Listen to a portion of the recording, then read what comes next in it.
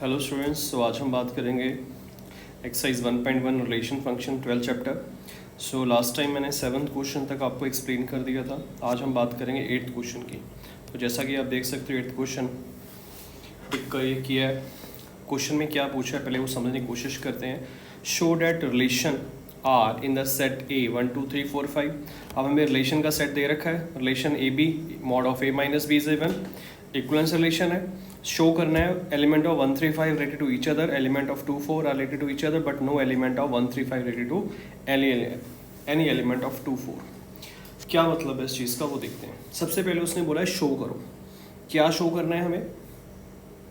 Relation दे रखा है, mod की बात की है उसने, तो मैं मॉडलेस फंक्शन लिख लेता हूँ। Let me check. तो आपको पता है what is a modulus function. अब मॉडलेस फंक्शन कौन से हैं?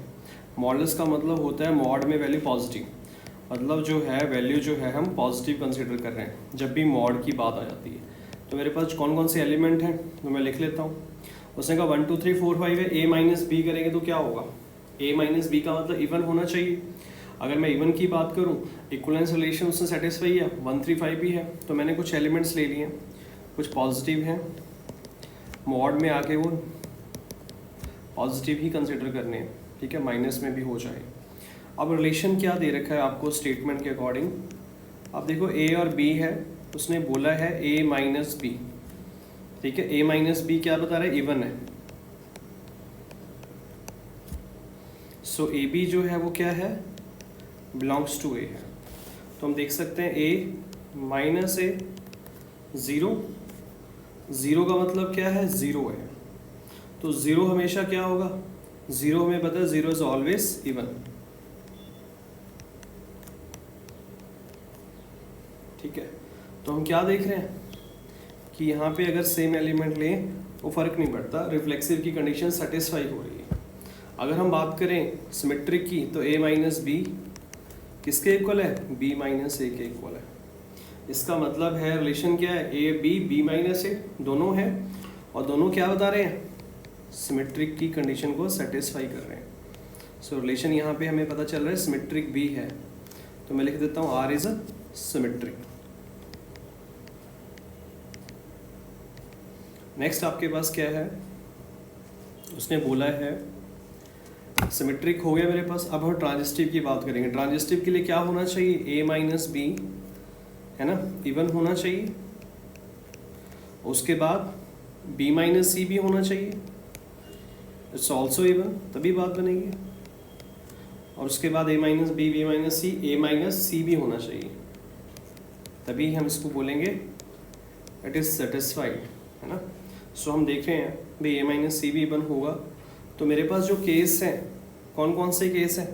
अगर हम इसके डाटा की बात करें तो a माइनस बी मेरे पास b माइनस सी और a माइनस सी की कंडीशंस हैं। अगर ये कंडीशन सेटिस्फाइड होती हैं तो ट्रांजिस्टिव है, इक्विवेलेंस कंडीशन में सेटिस्फाई कर रहा है वो, है ना। पर उसने क्या पूछा है आपको वो भी समझने की कोशिश करते हैं। Show that all the element 1 3 5 are related to each other. अब 1 3 5 तो कैसे होगा? ये तो ऑड है, मतलब देखा जाए तो यहाँ पे डिफरेंस दो का डिफरेंस है, 3 माइनस 1 5 माइनस 3, हमें दो का डिफरेंस आ रहा है। और 2 4 में देखें इसमें भी दो का डिफरेंस आ रहा है। तो 1 3 और 2 4 में दोनों में दो का डिफरेंस आ रहा है, एक ऑड है एक इवन है। तो यहाँ पे हम क्या देख रहे हैं कि डिफरेंस जो है वो सेम आ रहा है पर डिफरेंस इवन नंबर है। मॉडलेस के केस में क्या कम बताने कि 1 3 5 2 4 जो है वो पर है अलग अलग, एक ऑड को बता रहा है एक इवन को बता रहा है। तो डिफरेंस जो है दोनों का 2 है। तो एलिमेंट ऑड है एलिमेंट इवन है पर एक दूसरे से रिलेटेड नहीं है। नहीं तो हम कैसे लिखें इसको? मुझे पता है element of 1 3 5, element of 1 3 5 and 2 4 are not related to each other, ठीक है, एक दूसरे से रिलेटेड नहीं है, ठीक है। उसके बाद क्या है? नेक्स्ट है आपके पास 9th question. Show that each of relation R in the set of x belongs to z 0 belongs to 12 given by R A B A minus B multiple of 4, A B A is equal to B. तो हम क्या देख रहे हैं, 9th question की बात हुई है। 9th में क्या बताने की कोशिश की जा रही है कि हमें शो करना है। कैसे शो करना है, अब यहाँ पे भी सेम चीज़ आ रही है। उसने कहा यहाँ पे मॉड है, मल्टीपल ऑफ 4 होना चाहिए। तो सबसे पहले मैं मॉड को सॉल्व करता हूँ। मॉड का मतलब होता है भाई सेम नंबर आना। तो कौन कौन से नंबर हो सकते हैं हम लिख लेते हैं भाई, 0, -1 और -2।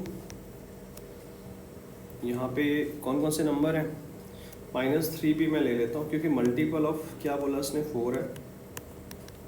ठीक है, तो मेरे पास क्या वैल्यू आ रही है पहले वो समझना है। ठीक है, तो हमें पता है ए की जो वैल्यू है वो क्या है,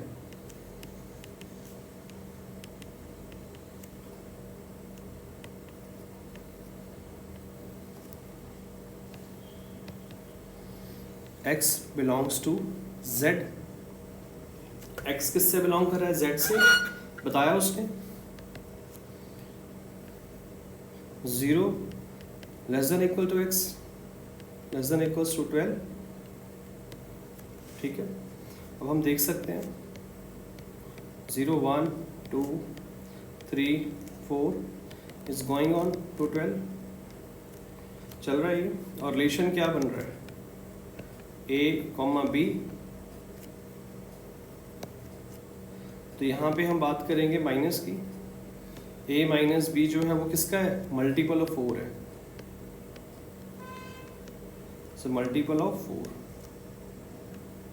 ठीक है, तो हमें पता है इस चीज़ का, तभी बात बन रही है। मल्टीपल 4 कौन कौन से होते हैं हमें पता है, 0 भी है, 4 भी है, 8 भी है, 12 भी है, 16 भी है।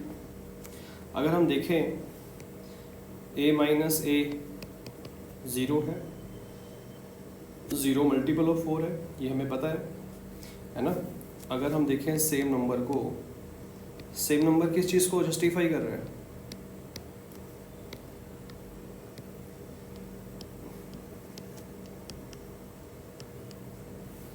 यहाँ पे बात हो रही है ए की, तो हम बात करेंगे a माइनस बी और b माइनस ए की बात होगी। जस्ट अ मिनट, पेंसिल में थोड़ा सा चेक कर लेता हूँ क्या हो गया इसको। हाँ, a minus B is equal to B minus A. अगर ये कंडीशन होती है तो हमें पता है सिमेट्रिक भी है, तो a minus B B minus A multiple हो सकता है। पर मॉड के केस में तो दोनों इक्वल हो सकते हैं। इसका मतलब है इट इज सिमेट्रिक भी है, बिकॉज ए बी जो है बिलोंग कर रहा है आर से, और बी ए जो है that is a belong also belongs to R. So relation is symmetric. Relation क्या हो गया, सिमेट्रिक हो गया। ठीक है, नेक्स्ट आपके पास क्या आता है, ट्रांजिस्टिव।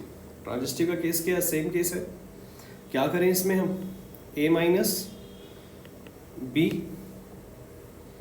ठीक है, और दूसरा हमें पता है a minus B plus B minus C. अगर मैं करूँगा तो मेरे पास आएगा a माइनस सी, और ये मल्टीपल होना चाहिए किसका, 4 का। सो मल्टीपल क्यों नहीं होगा 4 का, क्योंकि यहाँ पे हम बात कर रहे हैं किसकी, r के मल्टीपल्स की। 4 है, 8 है, 12 है, तो 8 प्लस 12 कितना होगा, 20, वो भी मल्टीपल है। अगर मैं सेम नंबर लेता हूँ 4 के मल्टीपल 4, 8, 12, ठीक है, तो मैं उसमें अगर कंडीशन रखता हूँ इसको, तो मेरे पास क्या बनेगा, 4, 8। तो यहाँ पे हमें पता है ये भी मल्टीपल बन रहा है, किसका, 4 का मल्टीपल बन रहा है। इसका मतलब ये पॉसिबल है। तो a minus C is a multiple of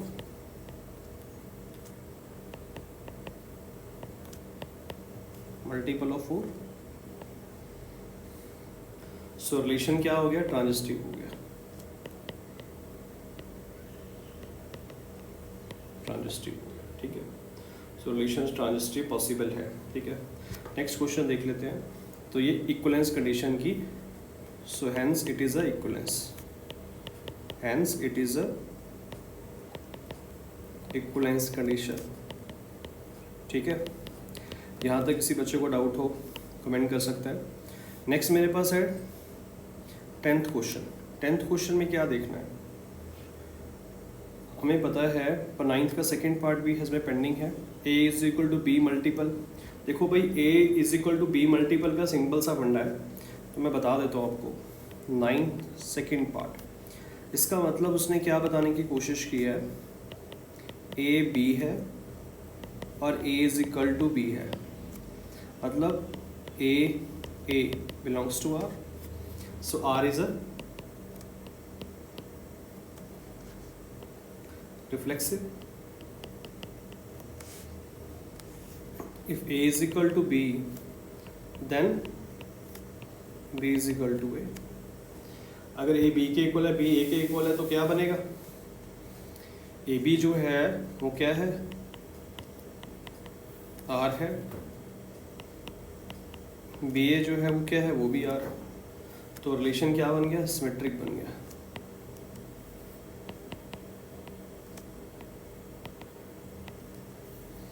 relation क्या बन गया, सिमेट्रिक बन गया.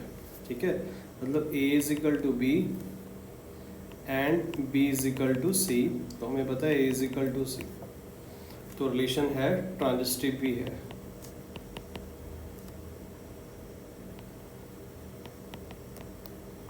रिलेशन इज ट्रांजिस्टिव भी है.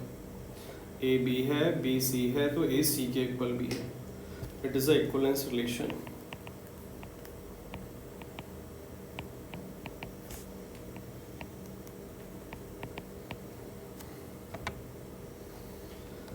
सो यहाँ पे हमें पता है बस ये कंडीशन को जस्टिफाई करना था. उसके बाद क्या देख रहे हैं, नेक्स्ट क्वेश्चन है 10th क्वेश्चन में क्या पूछा है उसने, example of relation which is symmetric but neither reflexive not रिस्ट्रिव. ट्रांजिस्टिव है, रिफ्लेक्सिव सिमेट्रिक नहीं है, रिफ्लेक्सिव है सिमेट्रिक है, ट्रांजिस्टिव नहीं है, रिफ्लेक्सिव ट्रांजिस्टिव है, सिमेट्रिक नहीं है, सिमेट्रिक ट्रांजिस्टिव है, रिफ्लेक्सिव नहीं है. तो क्या क्या पूछा उसने, एग्जाम्पल्स बताओ. कौन कौन से एग्जाम्पल बताने हैं, सिमेट्रिक है, रिफ्लेक्सिव और ट्रांजिस्टिव नहीं है. तो मैं क्या देख सकता हूँ, मैं यहाँ पे ही एक्सप्लेन करने की कोशिश करूँगा इसको कि मेरे पास कोई वैल्यू है 1 2 3. अब हमें बताया कंडीशन क्या होनी चाहिए, 1 2 है और 2 1 है. तो ये क्या है, ना तो रिफ्लेक्सिव है ना ही ट्रांजिस्टिव है, ये सिर्फ सिमेट्रिक है, तो इसमें सेटिस्फाइड हो रहा है. तो हम इसको जस्टिफाई भी कर सकते हैं, 1 1 2 2 नहीं है, 3 3 नहीं है, और ना ही 1 2 2 3 1 3 है. तो सिंपल कौन सा है, सिमेट्रिक है. ठीक है, यहाँ से हम इसको प्रूफ कर सकते हैं प्रोसेस वाइज. और 10th का सेकंड क्या बताने की कोशिश करें, ट्रांजिस्टिव है. अब ट्रांजिस्टिव कैसे बताएं हम, ट्रांजिस्टिव की कंडीशन क्या होगी भाई, ये जो बिलोंग करता है किससे, सिर्फ एक से करता है. मान लो मेरे पास कोई रिलेशन है, ये सेम रिलेशन है, रिलेशन क्या बनेगा, मैं लिखूँगा 1 2 है ना, और दूसरा 2 3 है और 1 3 है. तो यहाँ से 1 2 1 2 3 1 3 जा रहा है. इसका मतलब है A B belongs to R, B C belongs to R, A C आ रहा है, 1 2 2 3 1 3 आ रहा है. तो ये क्या है, ये ट्रांजिस्टिव है, रिफ्लेक्सिव भी नहीं है और सिमेट्रिक भी नहीं है. तो थर्ड मेरे पास आता है reflexive and symmetric but not transitive. अब उसने क्या बता रहा है, रिफ्लेक्सिव और सिमेट्रिक है, ट्रांजिस्टिव नहीं है. तो मैं क्या लिखूँ यहाँ पे, सेम मैं ले लेता हूँ रिलेशन. मुझे पता है रिफ्लेक्सिव के लिए क्या होना चाहिए, 1 1 होना चाहिए है ना, 2 2 होना चाहिए, और दूसरा सिमेट्रिक की बात भी हो रही है. तो इसका मतलब 1 1 है, 2 2 है, रिप्लेस करेंगे तो बनेगा, रिप्लेस क्या करेंगे 1 2, 1 2 के बाद क्या आएगा 2 1. तो रिफ्लेक्सिव है, सिमेट्रिक भी है, नहीं ट्रांजिस्टिव नहीं है. ट्रांजिस्टिव क्यों नहीं है, 1 1 के बाद 1 2 के बाद 1 3 होगा तो क्या हो जाएगा, ट्रांजिस्टिव हो जाएगा. तो हमारे पास सुटेबल डाटा आ गया जिसमें हम जस्टिफाई कर सकते हैं कि ये जो रिलेशन है किसको रिप्रेजेंट कर रहा है, रिफ्लेक्सिव को और सिमेट्रिक को. उसका सिवा सिमेट्रिक और ट्रांजिस्टिव है, रिफ्लेक्सिव नहीं है. तो ये भी हमारे लिए है. सिमेट्रिक है, इसका मतलब है 1 2 2 1 1 2 2 1, और दूसरा 1 2 यहाँ पे 2 3 भी करेंगे हम, उसके बाद 1 3 भी करेंगे. 1 2 2 1 है, 2 3 1 3 है, सेम नहीं आ रहा. सिमेट्रिक और ट्रांजिस्टिव है, रिफ्लेक्सिव नहीं है. आप इसको चाहो तो इसको इस फॉर्म में भी लिख सकते हो. ठीक है, उसके बाद है 11th क्वेश्चन. 11th क्वेश्चन क्या बताने की कोशिश कर रहा है, let me check. Show that relation R is a set of a point in a plane given by the R P Q. Distance of the point from the origin is same as the distance of the point Q from the origin. Equivalence relation. Further show the set of all point related to point a circle passing through origin is center. तो 11th question में सबसे पहले क्या देखना है, जो data हमें दिया है पहले हम वही लेके चलते हैं। डाटा क्या दिया, R is equal to P Q, क्या है distance, distance of the point from the origin is same बोला उसने। उसके बाद क्या बोल रहा है, distance of the point from क्या फ्रॉम द ओरिजिन। तो हम मान लेते हैं ओरिजिन मेरे पास क्या है, लेट मी कंसीडर ओरिजिन मेरे पास क्या मान लिया, ओ। 11th क्वेश्चन है लेट ओरिजिन बी ओ, ठीक है। सो अगर ओरिजिन ओ है तो रिलेशन में बताया उसने शो करो, क्या शो करो, सेट बताओ पी क्या हो, उसके बाद वो क्या बोल रहा है, P distance of the point P from the origin is same, distance of point Q from the origin is same. इसका मतलब है ओ पी और O Q both things are same, P Q O P is equal to P Q, O P is equal to P Q है। तो हमें पता है अगर ओ पी पी क्यू है और पॉइंट जो हम ले रहे हैं दोनों में सेम आ रहा है, but distance of the point from the origin, मतलब अगर मैं कहूँ P और P बिलोंग R से कर रहा है और R क्या है, रिफ्लेक्सिव।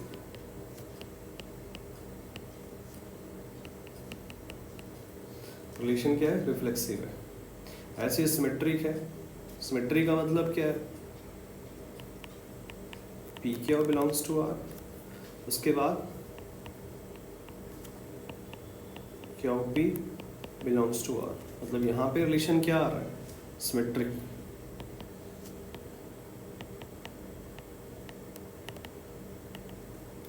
रिलेशन क्या हो गया, OP मेरे पास सिमेट्रिक आ गया, नहीं। तो उसके बाद हम क्या करेंगे, पी क्यू है,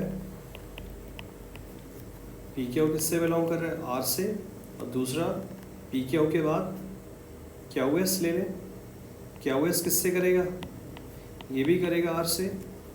उसके बाद क्या ले लें, पी एस, ये किससे करेगा, ये भी करेगा आर से।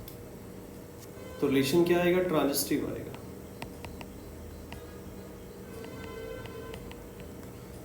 रिलेशन रिफ्लेक्सिव भी है, ट्रांजिस्टिव है ना। ये वाली कंडीशन अगर सेटिस्फाई है तो रिलेशन आर इज इक्विवेलेंस के कंडीशन के पैरामीटर में आ गया।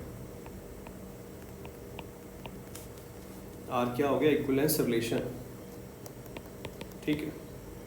नेक्स्ट मेरे पास है 12th क्वेश्चन। 12th क्वेश्चन क्या बताने की कोशिश कर रहा है, लेट मी चेक।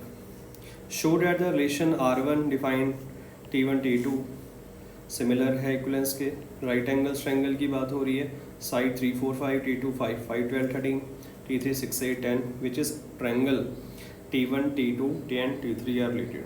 तो इम्पॉर्टेंट क्वेश्चन है, काफ़ी ट्विस्ट है क्वेश्चन में, पर हमें समझना है कि क्या पूछा उसने। सबसे पहले उसने दिया डाटा आपको, क्या बता रहा है वो, आर उसने दे दिया आपको T1 T2 है ना। तो मैं लिखूंगा T1 is similar to T2,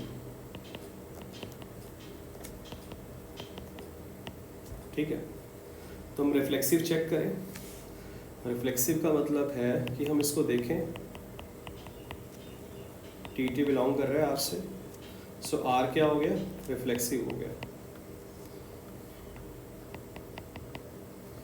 R is a reflexive, ठीक है। उसके बाद सिमेट्रिक की बात हो रही है, तो T1 जो है वो सिमिलर है किसके, T1 is similar to T2। अगर T1 T2 के सिमिलर है, सो T2 क्या होगा, T2 is also similar to T2 T1।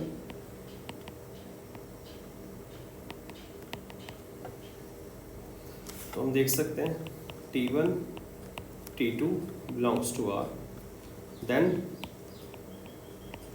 T2 and T1 also belongs to R, ठीक है। So relation is symmetric।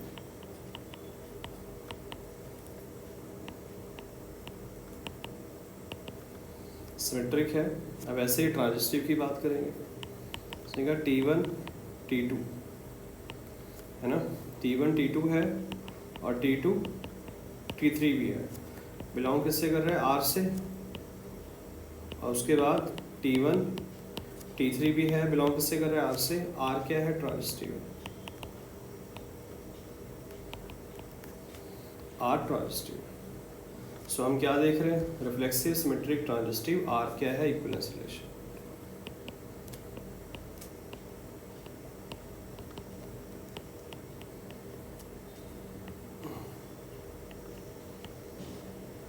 R जो है इक्विवेलेंस रिलेशन की कंडीशन को सेटिस्फाई कर रहा है। ठीक है, अब उसने पूछा क्या है कि राइट एंगल कंसीडर करो जिसमें 3, 4, 5 डाटा है, 5, 12, 13 है, जो जिसमें दे रखा है ना। अब इस डाटा के अकॉर्डिंग अगर हमें देखें तो T1 की जो साइड्स हैं वो क्या है? उसने बोला है T1 है साइड्स 3, 4, 5 और T2 है साइड्स 5, 12, 13। T3 है साइड्स 6, 8, 10। तो हम क्या देख रहे हैं? जो मेरे पास रिलेटेड डाटा है वो क्या बता रहा है? रेशो को। रेशो का मतलब है कि हम क्या देखें?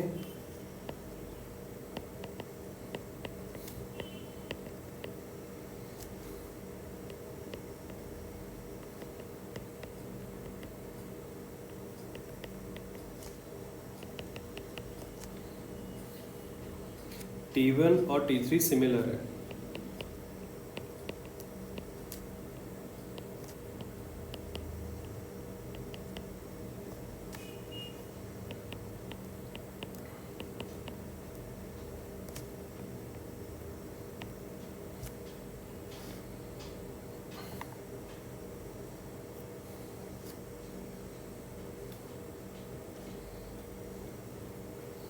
ठीक है, अब नेक्स्ट क्वेश्चन है आपका 13 क्वेश्चन में क्या बताया उसने?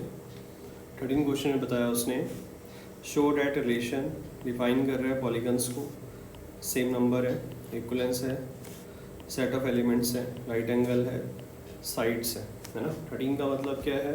अब वो रिलेशन बता रहा है कैसे प्रूव करें। रिलेशन उसने बोला डिफाइन कर रहा है set A of all polygons R P1 P2, P1 P2 same number of sides है, इक्विवेलेंस रिलेशन है। What is set of all element related to right angle triangle with side 3, 4, 5। तो हम यहाँ पे पहले सबसे पहले लिख लेते हैं भाई जो उसमें दिया है ना। उसने बोला है P1 और P2 है ना, P1 and P2 have same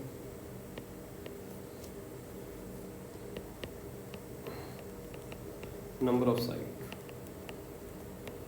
ठीक है, तो मैं देख रहा हूँ P1 जो है वो क्या है? सेम पॉलीगन्स है। P1 है क्या है?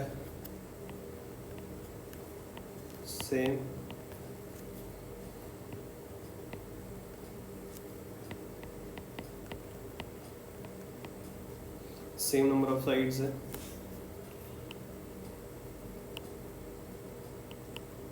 P1 है belongs to R, so R है रिफ्लेक्सिव, R है रिफ्लेक्सिव, P1 P2 है और P2 P1 है। सिमेट्रिक चेक करना है हमें। उसने कहा P1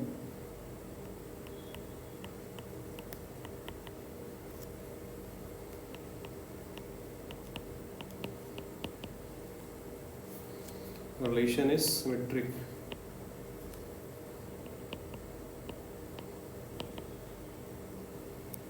P1 P2 है, P2 P1 है, सिमेट्रिक है। उसके बाद ट्रांजिस्टिव की बात करेंगे। P1 P2 belongs to R, P2 P3 belongs to R, then P1 P3 belongs to R. So R is transitive.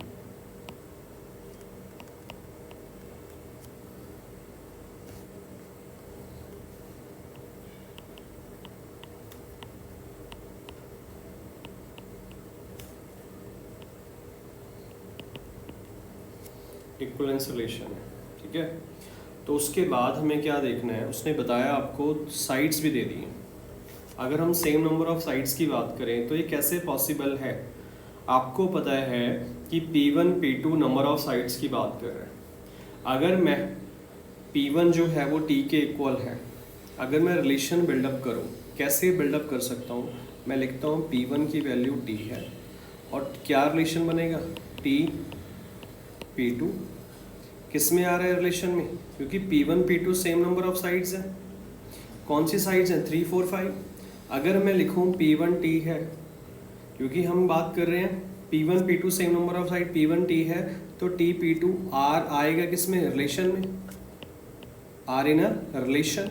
कौन सा रिलेशन है, R की बात हो रही है। ऐसे ही मैं कहूँगा नंबर ऑफ साइड्स भी हैं, डेट इज अ दोनों में सेम नंबर ऑफ साइड्स की बात भी हो रही है, सेम नंबर ऑफ साइड्स की बात भी हो रही है। तो P2 के पास क्या है, 3 साइड्स हैं, P2 हैज 3 साइड्स। P2 के पास कितनी साइड्स हैं, 3 साइड। तो P2 जो है किसकी बात कर रहा है, सेट ऑफ ट्रायंगल्स की बात कर रहा है। P2 is set of all triangles, set of all triangle. तो हम क्या देख सकते हैं कि set of all element in A related to triangle T in the set of all triangle. तो हम कहेंगे hence set of all element in A related to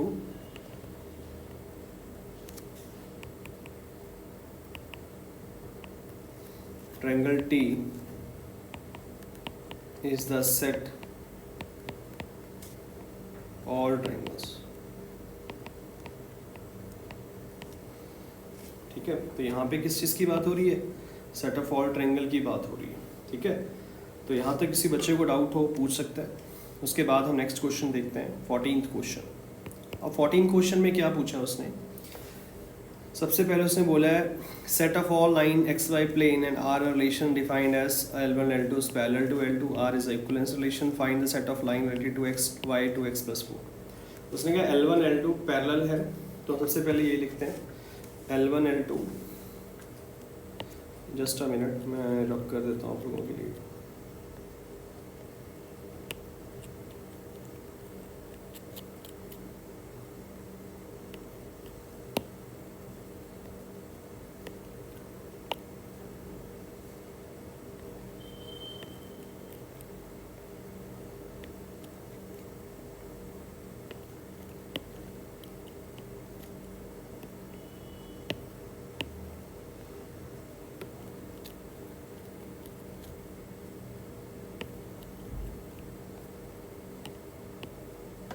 हाँ जी, तो हमें पता है किसकी बात हो रही है, 14 क्वेश्चन।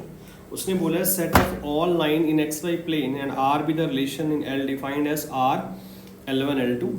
दिख रहा है हमें, पैरेलल L2 के है, show that R is a equivalence relation, find the set of all line related to line y to x plus 4। तो हम क्या देख रहे हैं भाई, 14th क्वेश्चन बता रहा है L1 L2, L1 जो है वो किसके पैरेलल है, पैरेलल टू L2। सो हमने देखा है L1 L2 पैरेलल है,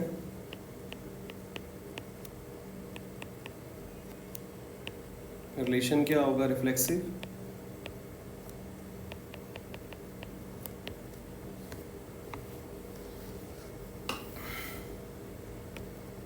L1 L2 belongs to R, दूसरा L2 L1 belongs to R, so R क्या हो गया, सिमेट्रिक हो गया।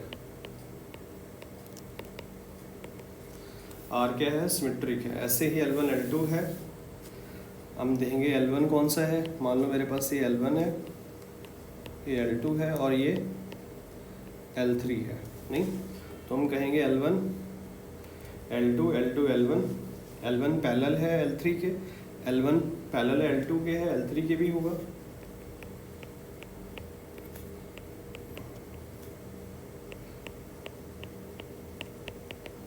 वैसे ही L1। तो हम बात करेंगे रिलेशन की, R इज अ ट्रांजिस्टिव है।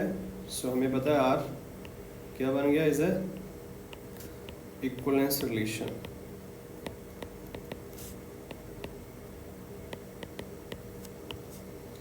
ठीक है। सो L1 किसके पैरेलल है, L2 के। तो हमें पता है लाइन जो दे रखी है वो क्या बता रही है, लाइन से वेट करें y 2x + 4 है ना, ये पैरेलल है, मतलब y is equal to mx + c। m क्या होता है, स्लोप ऑफ लाइन। अगर हम इसको ध्यान से देखें m की वैल्यू कितनी आ रही है, 2 आ रही है। इसका मतलब है y इज इक्वल टू क्या बनेगा, 2x + c। This is a line है ना। तो c है क्या, c मेरे पास क्या है, बिलोंग्स टू r है। सो ये मेरे पास कंडीशन सेटिस्फाई है। ठीक है, यहाँ तक किसी बच्चे को डाउट हो कमेंट कर सकता है, पूछ सकता है। फिर 15 और 16 है, लास्ट वन क्वेश्चन। ये क्या बताने की कोशिश कर रहे हैं 15 16। 15 में पूछा है उसने 1 2 3 4 5, 1 2 2 1 1 1 4 4 1 3 3 3 3 2, चूज द करेक्ट वन। तो हम क्या देख रहे हैं, रिफ्लेक्सिव है। रिफ्लेक्सिव का मतलब है 15। 15 क्या बता रहा है आपको,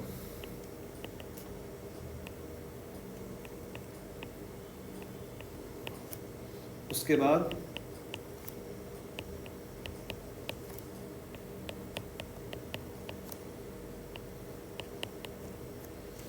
सो हमें पता है रिलेशन क्या हो गया, रिफ्लेक्सिव रिलेशन हो गया रिफ्लेक्सिव। ठीक है, क्योंकि ए की वैल्यू है 1 2 3 4। ए किससे बिलोंग कर रहा है, 1 2 3 4 से कर रहा है।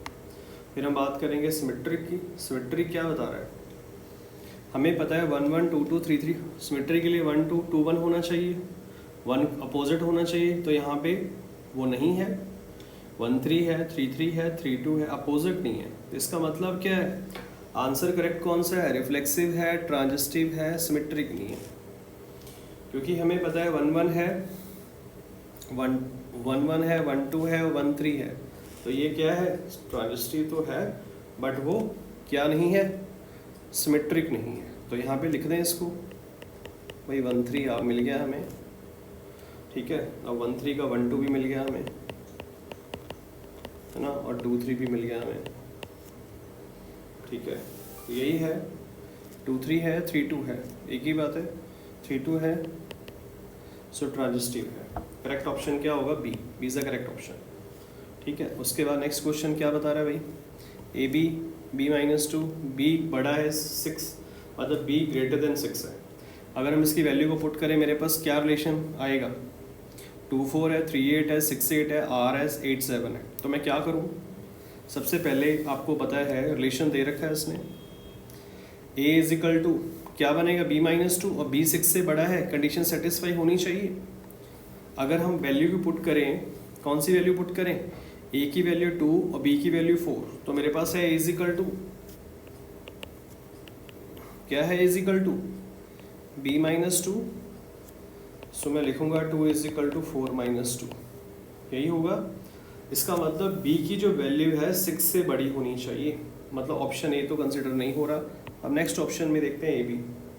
और नेक्स्ट ऑप्शन का मतलब क्या है, ए की वैल्यू अगर पुट करें हम कितनी, 3, और बी 8 -2, ये भी सेटिस्फाई नहीं हो रहा।